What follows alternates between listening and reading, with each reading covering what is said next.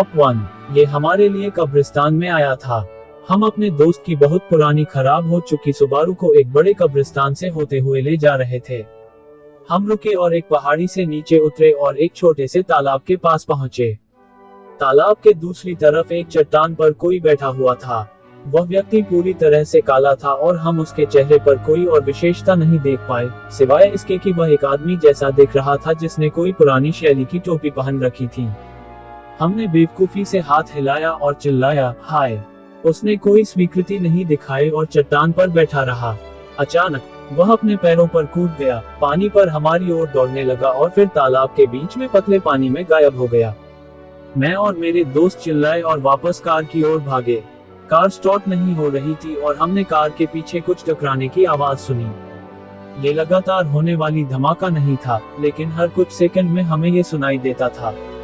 अंधेरे में हम जो देख सकते थे उसके हिसाब से बाहर कोई नहीं था, लेकिन कार पर कुछ आवाज कर रहा था।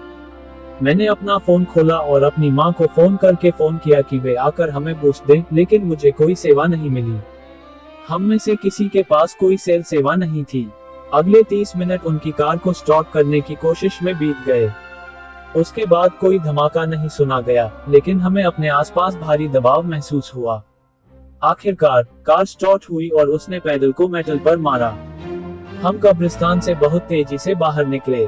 गेट पार करते ही हमारे सभी फोन की सेल सेवा फिर से चालू हो गई।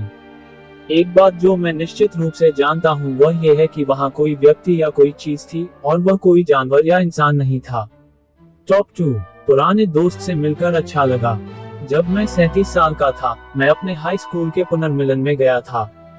मैं निकटतम हवाई अड्डे पर गया और एक कार किराए पर ली। ये दूरी देश के एक बहुत ही ग्रामीण और लगभग परित्यक्त हिस्से से होकर लगभग 35 मील की दूरी पर थी। शहर से लगभग 3 मील बाहर मैंने सड़क के किनारे किसी को देखा जो मुझे रोक रहा था। पता चला कि यह उन लड़कों में से एक था जिनके साथ मैं स्कूल गया था। जिम उसका नाम नहीं, कार में बैठ जाता है और हम बात करना शुरू कर देते हैं। मैंने उसे 20 साल से नहीं देखा था, लेकिन वह अब भी वैसा ही दिखता था, शायद थोड़ा बूढ़ा हो गया हो।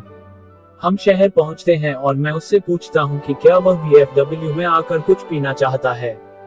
वह कहता है, नहीं, बस मुझे घर ले चलो। जिम के माता पिता मेरी दादी के घर से कुछ ही ब्लॉक दूर रहते थे और मैं उस दिशा में मुड़ा, लेकिन उसने कहा कि उसे शहर के बाहरी इलाके में ले चलो। वहाँ एक मोबाइल होम पार्क था और मुझे लगा कि वह वहीं रहता है। जब हम मोड़ के अंत में पहुंचे तो उसने कहा, मुझे यहीं छोड़ दो। तुम्हें दोबारा देखकर अच्छा लगा, और वह रात में चला गया। मैं VFW में जाता हूँ, अपने कुछ पुराने सहपाठियों से मिलता हूँ, हम बात करना शुरू करते हैं। जब हम इस बारे में बात कर रहे होते हैं कि पुनर्मिलन में कौन आ रहा है, तो मैं बताता हूँ कि मैंने जिम को शहर से 3 मील पूर्व में उठाया था और उसे छोड़ दिया था। हर कोई चुप हो जाता है, यहाँ तक कि कराओके गाने वाला लड़का भी रुक जाता है और माइक रख देता है। मेरा चचेरा भाई नई टी शर्ट की तरह सफेद हो जाता है। बार्ब, जिम की मृत्यु 8 साल पहले उस मोड़ पर हुई थी। उसकी कार पलट गई थी। हम सब उसके अंतिम संस्कार में थे, मुझे बताया गया। मुझे बहुत चक्कर आने लगा और मैं गहरी सांस लेने के लिए कार के पास गया। सीट पर 8 साल पहले छपा स्थानीय समाचार पत्र है जिसमें जिम की मृत्यु लेख है। मेरे पास अभी भी वह अखबार है। टॉप 3। एक तिरस्कृत महिला की तरह नर्क का कोई प्रकोप नहीं होता। हमारे घर में आने के बाद हमें बताया गया कि एक महिला की उसके पति के हाथों मृत्यु हो गई थी। वह पुरुषों से नफरत करती थी। मेरे पिता सुबह उठते समय अपने शरीर पर खरोंचों के निशान पाते थे, और जब भी मेरा भाई मेरी बहन या मेरे साथ बुरा व्यवहार करता था तो उसके शरीर पर भी खरोंचें होती थी। एक दिन मेरे भाई ने हमारी बहन को चोट पहुंचाई और उसे किसी चीज से मारा। जब वह उस रात बाद में उठा तो उसकी नाक से बहुत खून बह रहा था। जिस दिन हम घर से बाहर निकले, मेरे भाई ने कुश्ती का अभ्यास करते समय गलती से अपने जुड़वा भाई का हाथ तोड़ दिया। वह कसम खाता है कि अगर वह रात घर में हमारी आखिरी रात नहीं होती तो वह मर जाता।